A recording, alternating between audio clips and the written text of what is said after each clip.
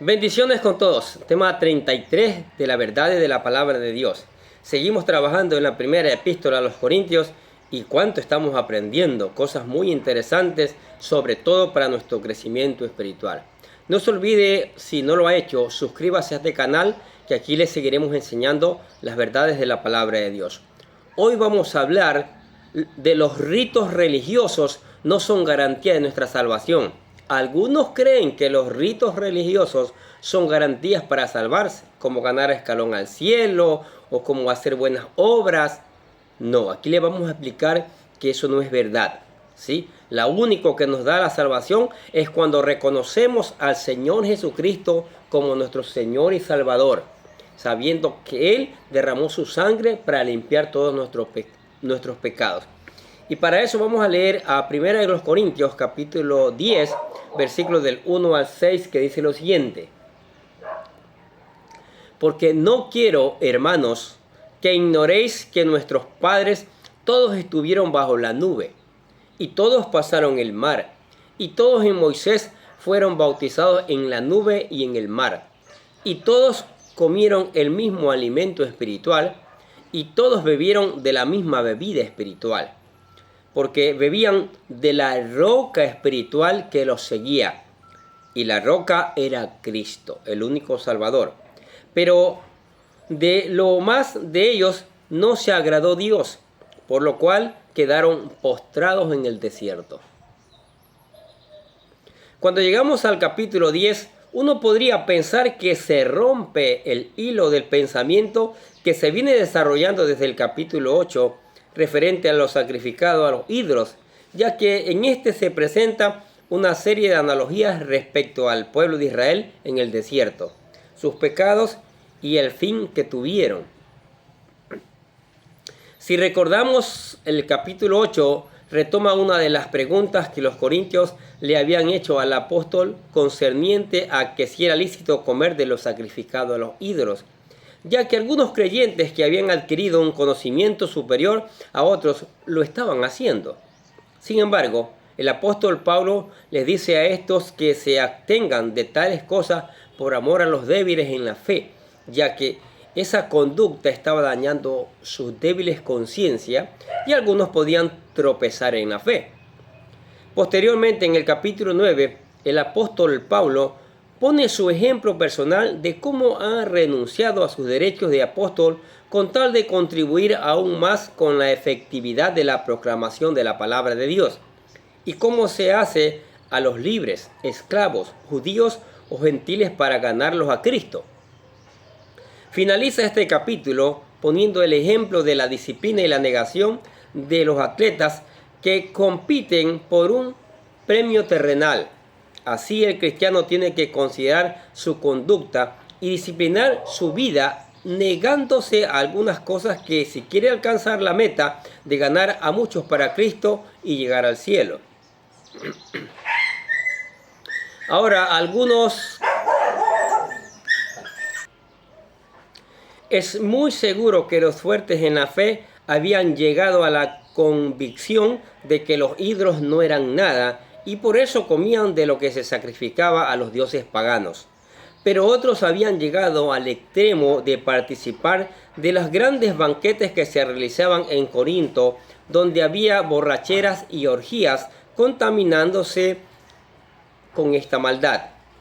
El apóstol Pablo quiere advertirles el cuidado que como cristianos deben tener al guardarse de estas contaminaciones y no pensar que por el hecho de ser miembro de la iglesia o participar de sus ceremonias o sacramentos son salvos.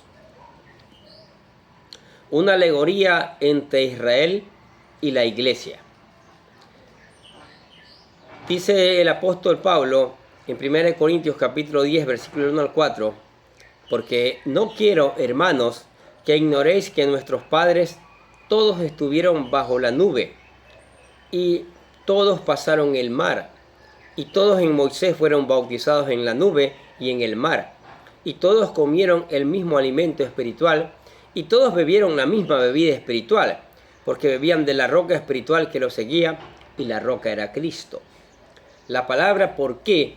Hace un enlace directo con lo que se viene hablando en el capítulo anterior. Los fuertes en la fe no estaban considerando lo serio que era que sus hermanos débiles tropezaran de la fe por sus comportamientos externos al comer de los sacrificados a los ídolos.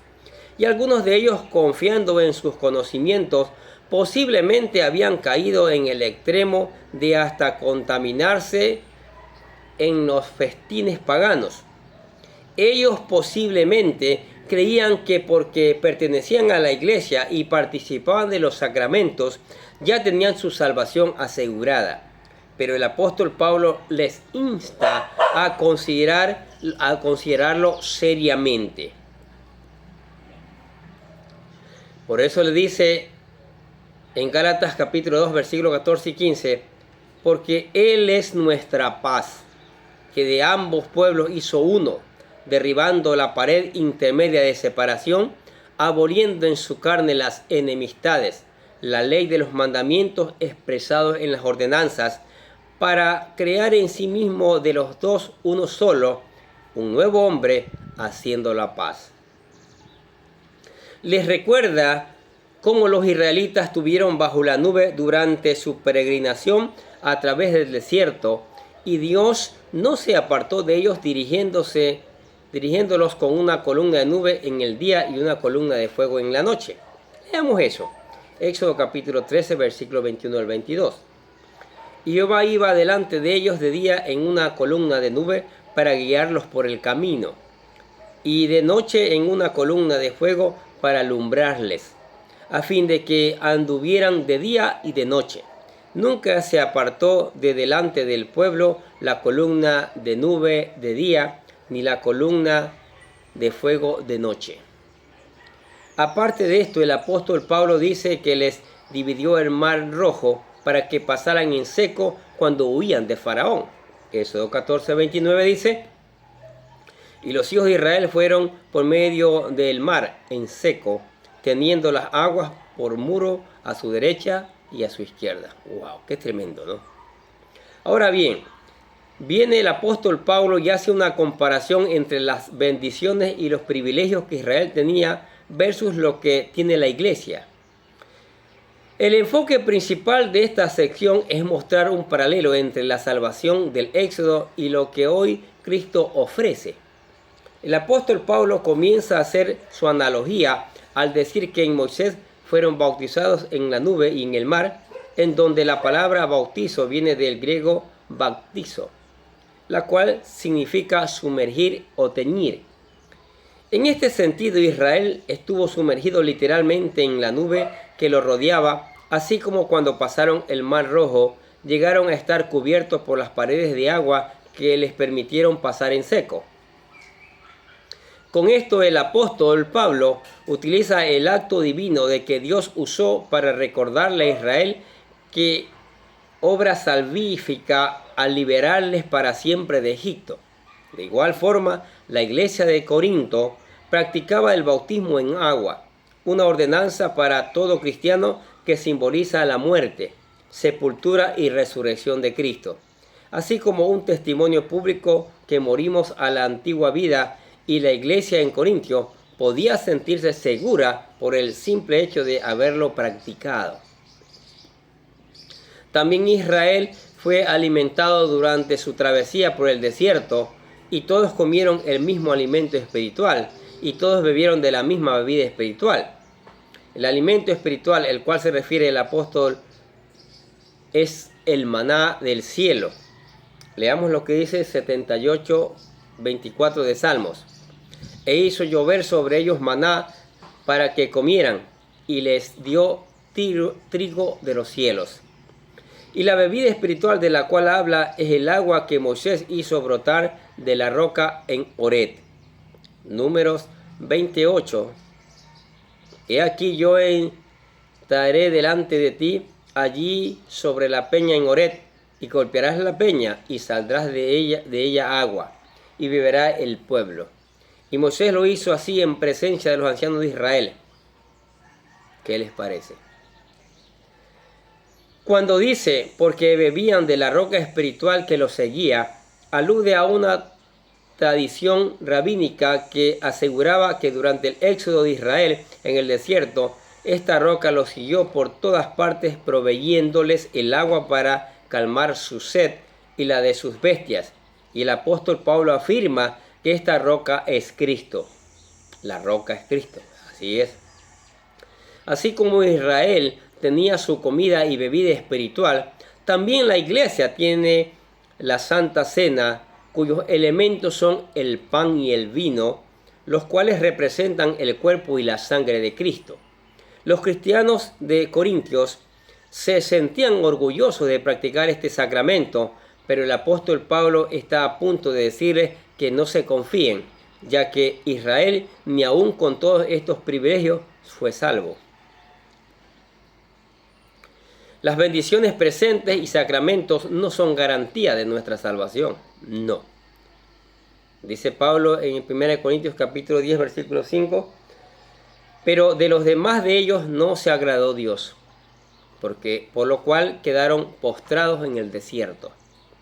A pesar de que Israel gozó de estos privilegios y vieron mover la mano de Dios, no se salvaron debido a su gran incredulidad.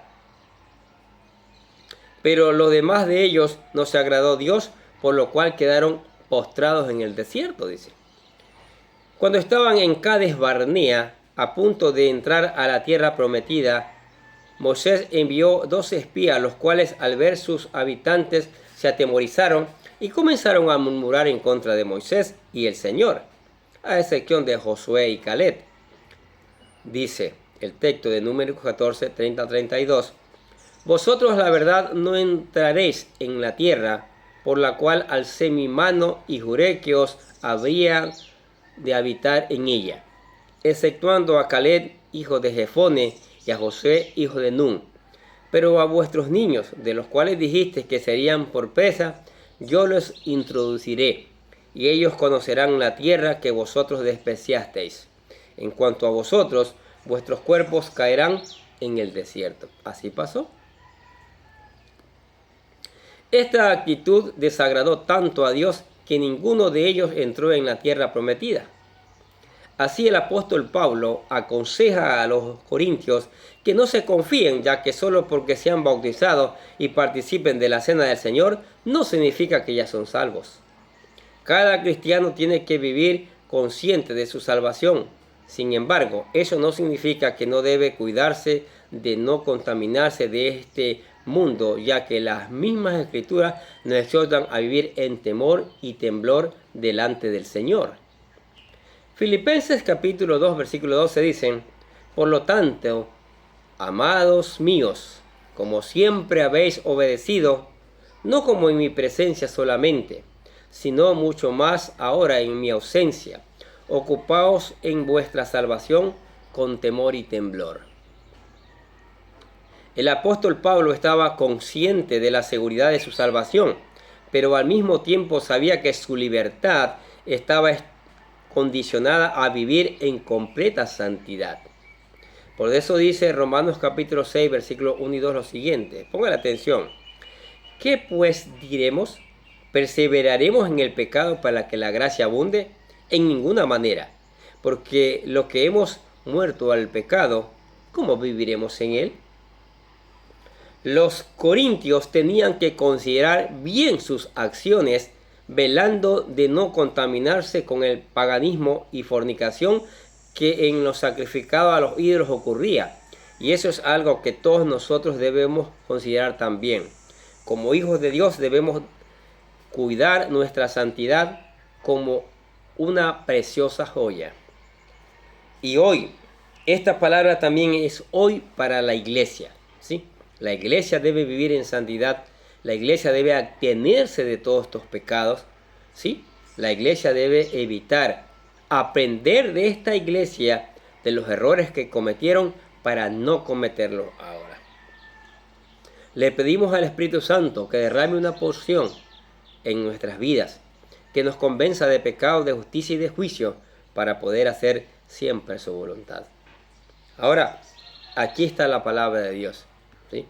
La palabra de Dios que siempre está presente en nuestras vidas. Y alguien diga, ¿qué debo hacer yo para ser un hijo de Dios? ¿Qué debo hacer yo para convertirme en un servidor del Señor?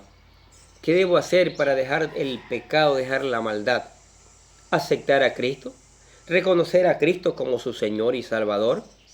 Saber que eres el único Salvador, nadie más, ningún ídolo, ni los santos que han inventado las religiones, nadie. Solo el Señor Jesucristo fue capaz de derramar su sangre, entregar su vida y levantarse de la tumba al tercer día. Nadie más, nadie más. Entonces aquí le presentamos la oración para aceptar a Cristo. Nosotros le llamamos la oración de fe.